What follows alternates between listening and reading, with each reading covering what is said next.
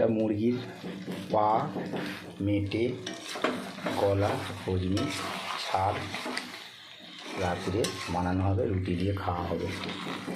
তো বন্ধুরা কেমন কালারটা হয়েছে বলো।